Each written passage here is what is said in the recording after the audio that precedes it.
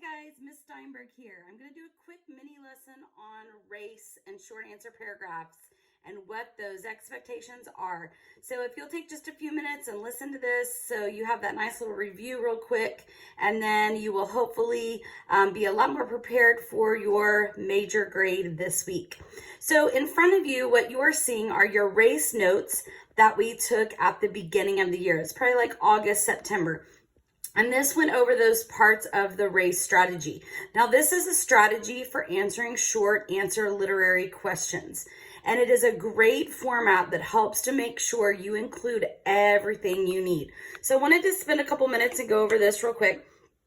Your R is restating the question. You are not, I repeat, not putting the actual question in your paragraph.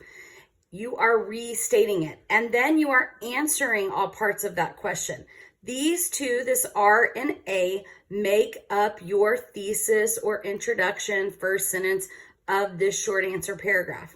Now, something else you need to make sure you do in that restatement part, you always need to put your title and author of whatever it is that you are working with.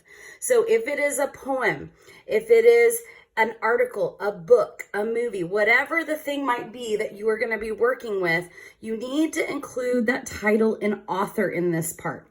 This part should also not have I in there. This isn't about you. This is a literary reply that you're doing basically right here, a literary response. So you don't need to have I in there in this part. So restate and answer the question, including your author and title of your piece that you are working with. For this week, you are having a choice between 3 different articles. So whatever article you choose to focus on, you are going to need to put that article title and author, if there is one, and I think most of them have them, into this R portion. Then, of course, we know to help us answer our question, we have to cite some evidence from our text, including an excerpt. And we know that we use quotes and parenthetical citations or documentations. Some people are forgetting that piece, so we're going to go over that in a minute too. But we have to introduce that piece of text. Some of you are just starting with the quote. You got to give us a little introduction. So here are some sentence starters for you according to the text. In the text it states one example from the text, the author stated. Several different ways you can do this. You could just say the article says, anything like that to kind of introduce us to that piece. And then our E, we know, is to explain and expand. And some of you are doing a great job with this, and some of you are still just restating what you put in the top.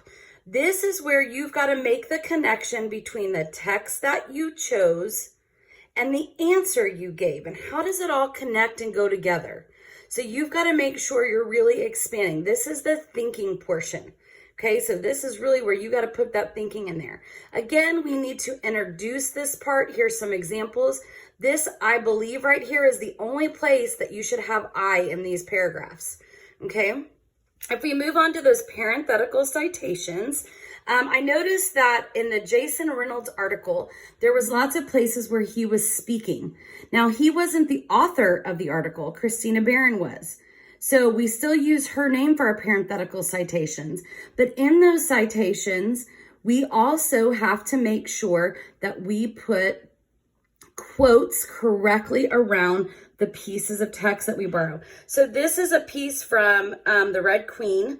Notice it's just a standard straight piece of text. I've got my parenthesis, author, last name, and page number. Remember, this comma is optional. You don't have to have it, but it can be there. On the Jason Reynolds article, I noticed that some kids were putting like Barron 13. Well, the article was only 2 pages, so I don't know if you guys were counting lines or paragraphs, but unless it is a poem, you are counting page numbers. Even if it's just a 1-page article, you're just going to put your author, last name, and 1, okay? Other reminder, if there is dialogue, you are going to put, like it shows here, double quotes around your whole piece and single quotes around what someone is saying. Just a reminder for that, because I noticed that some people had kind of forgotten about that. Now, the next thing I want to talk about with this is your assignment you had this week. When you went into the Jason Reynolds assignment, it again gave you a review of what race was. It gave you your essential question. Remember, we said at the beginning of last week, this is your focus. How can one person's actions change their situation, community, or world? So your assignment, I'm going to skip this for a minute. Your assignment, see right there, guys, was to write about the Jason Reynolds article and that essential question. It's there for you again. The example that we gave this time was color-coded, and it was about Harry Potter and the Sorcerer's Stone. Now, purposefully, we didn't use an example from the Jason Reynolds article, but this shows you exactly, and I'm going to pull back, I know it's a little bit hard to read, but how that color coding should hopefully help you see the different parts of how to organize these responses. So we started out, you'll notice my R in the novel, so I've got my novel title, my author, that's part of my R.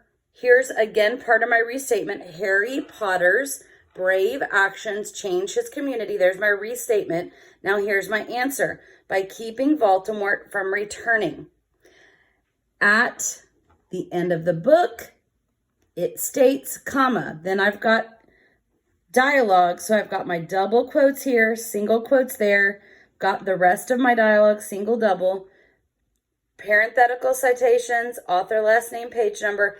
And then I start into my explanation that's tying this quote and my answer together. So if you need to, go back and look at last week's example. It was a good example. So use that to kind of help you. But again, when you get down to your assignment, make sure you are really reading that assignment. And make sure, guys and girls, that it is in this format. This is what we are looking for. If you look down here, this was kind of like a little checklist for you.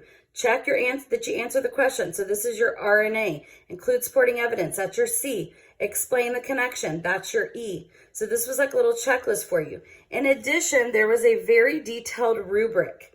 And it had all these little things in it. And this is what we used to guide us in our grading. And this is what we will be using to grade your major grade this week. So guys and girls, your first step this week is going to be to choose your article. You're going to have 7 to choose from. And then you are going to have another assignment that will open up on Tuesday that is another race paragraph. So like 4 or 5 sentences is all you need to make these work. With race information all included, make sure you've got all those 4 parts, including that parenthetical citation. Make sure you use that essential question related back to the article that you were doing.